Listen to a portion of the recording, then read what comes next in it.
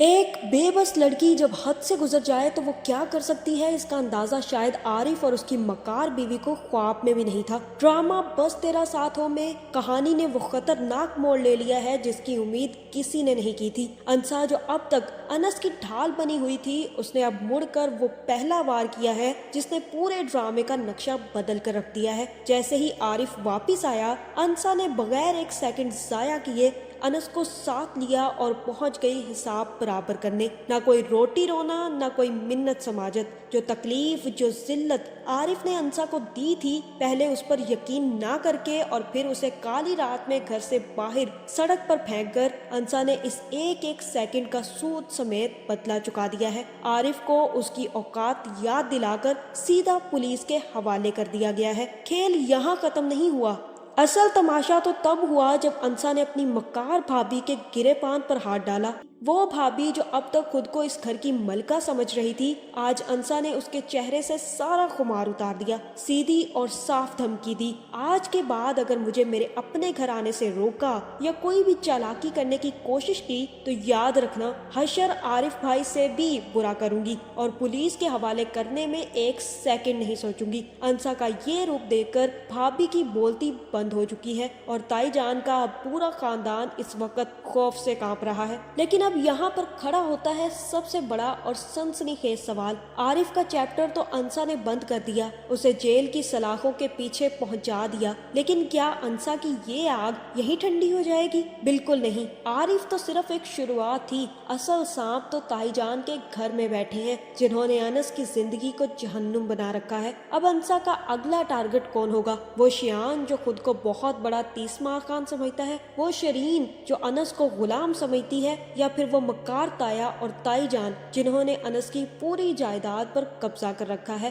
अंसा अब रुकने वाली नहीं है। वो अनस को उसका खोया हुआ हक और इज्जत दिला कर ही रहेगी। जिस तरह उसने आरिफ को उसके अंजाम तक पहुंचाया है, अब ताई जान के पूरे टब्बर की उल्टी गिनती शुरू हो चुकी है। शेरनी अब पिंजरे से बाहर आ चुकी है और वो एक एक करके इन सब का शिकार करेगी। आपको क्या लगता है, अंसा को अगला वार किस पर करना चाहिए? शियान पर या सारा फितना शुरू करने वाली ताई जान पर? कमेंट में जरूर बताएं। और ये जानने से पहले कि अब अंसा आगे क्या करने वाली है, हमारे चैनल को सब्सक्राइब करना ना भूलिएगा। अंसा ने ताई जान को ठिकाने लगा दिया है, साथ ही साथ शियान की भी बोलती बंद कर दी है। शियान तो डरने का नाम नहीं ले रहा, क्योंकि वो जानता है कि अगर वो 4 कत्ल भी कर लेगा ना तो उसका बाप उसे बचाने के लिए जरूर पहुंच जाएगा। और इसी वजह से अब शियान अनस और अंसा को भी जिंदा नहीं छोड़ना चाहता। लेकिन मुरसलीन ने साफ तरीके से शियान को बता दिया है कि उस लड़की से दूर रहो, और शियान को जिस काम से रोका जाए शियान उस काम से रुक जाए।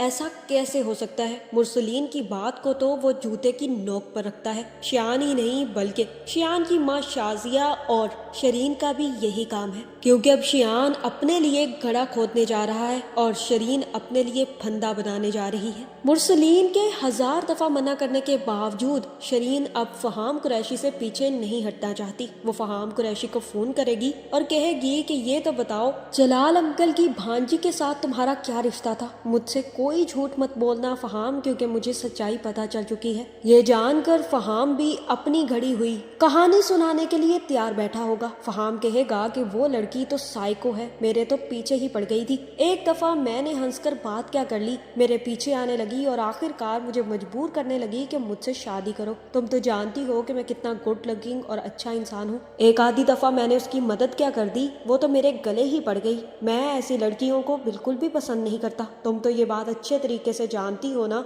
मेरी पसंद ऐसी लड़कियां बिल्कुल भी नहीं है। मेरी पसंद तो शरीन मुरसलीन है। मैंने साफ इनकार कर दिया शादी से और उसने ये बात फैला दी कि मेरा और उसका चक्कर था। इतना ही नहीं बल्कि वो ये भी बता रही है कि वो मेरी वजह से पागल हुई है। अब तुम ये बताओ कि तुम्हें ये बातें किसने बताई हैं? शरीन कहेगी कि दरअसल जलाल अंकल मुझसे मिले थे और वो कह रहे थे कि उनकी भांजी की तबीयत फहाम कुरैशी बहुत बड़े आदमी की वजह से खराब हुई है। शरीन ये सच छुपा लेगी कि उसके बाप ने उसे ये सच्चाई बताई है, क्योंकि शरीन चाहती है कि उसका बाप भी फहाम कुरैशी से शरीन की शादी करने के लिए तैयार हो जाए। ये सुनने के बाद शरीन फहाम की बातों पर यकीन कर लेगी और फिर से फहाम से बातें करना शुरू कर देगी। इसी तरह शियान भी अपने बाप की बातों पर कान नहीं धरेगा, बल्कि अंसा और अनस की गैर मौजूदगी में उनके कमरे में जाएगा और उनका सारा फर्नीचर खराब कर देगा और वहीं खड़ा होकर कहेगा कि मैं देख लेता हूँ तुम्हें। अंसा जमील, तुमने मेरे गिरेबान पर हाथ डाला और तुमने क्या सोचा कि तुम मुझसे बच जाओगी? ऐसा बिल्कुल भी नहीं होगा। मैं तुम्हारा वो हशर करूंगा कि तुम सोच भी नहीं सकती। अभी तो तुम्हें ये नहीं पता कि वो वीडियो मैंने वायरल की है। जब तुम्हें ये पता चलेगा ना तो तुम दुख और तकलीफ से कांपना शुरू कर दोगी, डरने लग जाओगी मुझसे। और अब मैं देखता हूँ कि तुम कैसे मेरे घर में सुकून की नींद लेती हो। शरीन और शियान अब अपने ही किए हुए कामों में फंसते चले जा रहे हैं और रहे अंसा और अनस, वो जैसे ही यूनिवर्सिटी पहुंचेंगे तो उसी वक्त चचा की कॉल आना अंसा को शुरू हो जाएगी। अंसा जैसे ही फोन उठाएगी तो चचा जान कहेंगे कि तुम्हारा भाई बगैरत और तुम्हारी भाभी वापिस आ चुके हैं, तो वो उनसे अपना हिसाब किताब चुकता कर लो अंसा, क्योंकि अगर आज तुमने उनके सामने अपनी जुबान ना खोली ना तो कल वो तुम्हारा हिस्सा भी खा जाएंगे और तुम्हें कुछ नहीं देंगे। अब तो खैर से तुम्हारा शौहर भी तुम्हारे साथ है, इसलिए तुम्हें अब देर नहीं करनी चाहिए। डरने की बिल्कुल भी जरूरत नहीं है। तुम्हें जो बेहतर लगता है वो तुम करो। फोन सुनने के बाद अंसा फोन बंद करेगी और अनस से कहेगी कि अनस मेरे साथ चलो। अनस कहेगा कि कहाँ जाना है अंसा, और तब अंसा बताएगी कि मेरा भाई वापस आ चुका है और मुझे उससे अपना हिसाब किताब चुकता करना है। मैंने जो रातें डर डर कर काम कर बाहर सड़क पर और लोगों के घरों में काटी है ना, उसका हिसाब मुझे अपने भाई से चुकता करना है। जिसके बाद अंसा अनस को लेगी और अपने घर पहुंच जाएगी। अपने घर का दरवाजा खोलेगी तो सामने उसके भतीजा और भतीजी खड़े होंगे। वो देखकर अंसा काफी ज्यादा खुश होंगे, लेकिन उसके माँ बाप बिल्कुल भी खुश नहीं नजर आएंगे, जबकि अनस अंसा के पीछे ही रह जाएगा। वो कहेगा कि अंसा तुम अंदर जाओ, अगर कोई भी मसला हुआ ना तो मैं जरूर अंदर आ जाऊंगा, लेकिन अभी तुम्हारा उनसे बात करना बहुत जरूरी है। आरिफ और आरिफ की बीवी जैसे ही मुड़कर देखेंगे अंसा को अपने सामने देखकर बहुत ज्यादा गुस्से में आ जाएंगे और आरिफ तो इसी उम्मीद में था कि अंसा घर आए और वो उसकी बेइज्जती करके उसको हिस्से से दस्तबरदार करके घर से बाहर फेंक दे। आरिफ अंसा की तरफ बढ़ेगा और कहेगा कि तुम यहाँ पर क्या लेने आई हो? मेरी इज्जत नीलाम करने के बाद तुम्हारी हिम्मत कैसे हुई मेरे घर में घुसने की? ये सुनने की देर है कि अनस भागता हुआ करीब आएगा और कहेगा कि आप अंसा से ऐसे बात नहीं कर सकते। आरिफ कहेगा कि तुम होते कौन हो मुझे मेरी बहन से बात करने से, और इस बदतमीज औरत से तो मैं ऐसे ही बात करूंगा जिसने हमारी इज्जत नीलाम कर दी और अब मेरे घर में खड़ी है मुझसे बात करने आ गई है। अगर अंसा तुम ये सोच कर आई हो ना कि मैं तुम्हें माफ करूंगा तो ऐसा बिल्कुल भी नहीं है। इस शख्स के साथ आई हो, इसी के साथ यहाँ से निकल जाओ। अंसा कहेगी ना मैं बाहर निकलूंगी और ना ये, क्योंकि जब मेरे चारों तरफ अंधेरा था ना तब ये शख्स ही रोशनी बनकर मेरी जिंदगी में आया था, और जब मेरे से चला नहीं जा रहा था ना तो किसी और ने नहीं बल्कि इसी शख्स ने मुझे सहारा दिया था। उस वक्त इसने मेरा हाथ थामा जब मेरे अपने सगे भाई ने मेरा हाथ छोड़ दिया था।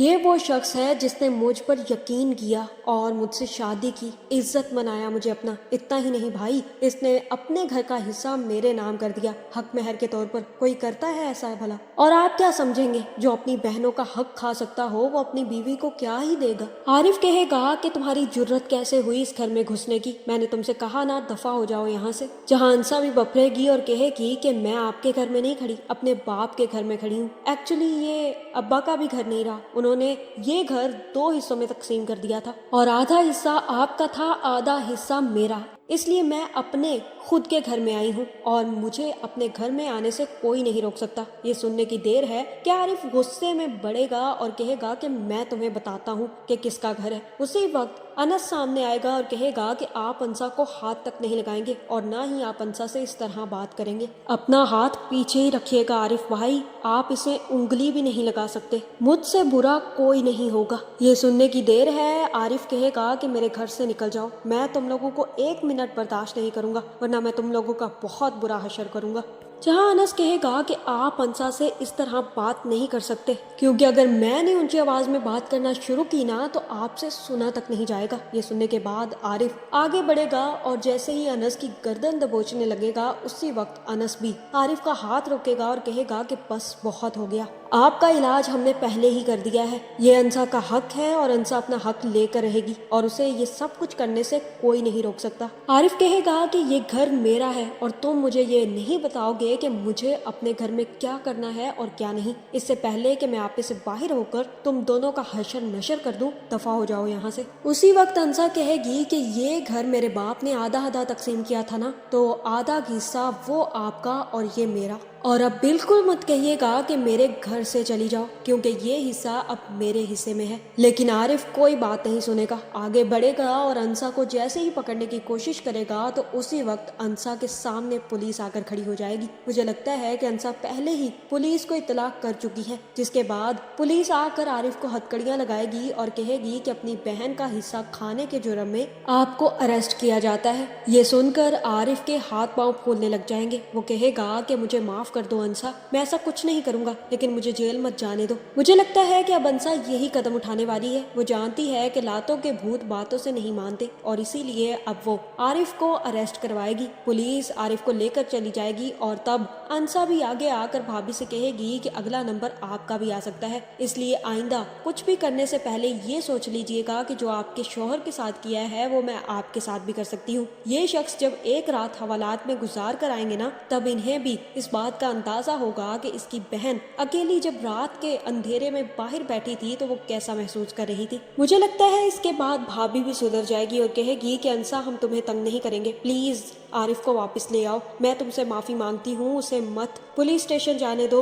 اور تب ہو سکتا ہے کہ انسا فون کر کے عارف کو واپس بلا لے اور پولیس سے اپنی کمپلین واپس لے لے۔ یہ ہونا بہت ضروری تھا، کیونکہ اگر یہ نہ ہوتا تو نہ عارف سدھرتا نہ عارف کی بیوی۔ اب کم سے کم پولیس کے ڈر سے عارف اور اس کی بیوی انسا اور انس سے دور ہی رہیں گے۔ لیکن اب اگلا نمبر انسا شیان کا لگائے گی، کیونکہ شیان نے نہ صرف اس کے کمرے کو تہس نہس کر دیا ہے بلکہ بیڈ تک خراب کر دیا ہے۔ مجھے لگتا ہے کہ اب شیان یہی گھٹیا حرکت کرے گا اور اس کے بعد انسا شیان کا بہت برا حشر کرے گی، لیکن اس چکر میں شرین کے سامنے ایک انکشاف ہو جائے گا۔ وہ فہام قریشی کو کسی لڑکی کے ساتھ گاڑی میں بیٹھا دیکھ لے گی اور اسے شک ہو جائے گا کہ اس کا باپ بالکل ٹھیک کہتا تھا۔ تب شرین باہر نکلے گی اور جیسے ہی فہام سے ملے گی تو ہو سکتا ہے کہ فہام جھوٹ بول دے اور کہے کہ وہ میری کزن تھی اور میں اسے ایئرپورٹ ڈراپ کرنے جا رہا تھا۔ تمہیں اگر مجھ پر یقین تک نہیں ہے نا شرین، تو تم جا سکتی ہو، میں ایسی لڑکی کے ساتھ اپنی زندگی نہیں گزار سکتا جو لڑکی مجھ پر اعتبار تک نہیں کرتی۔ اور فہام کی یہی باتوں کا جال شرین کو ایک دفعہ پھر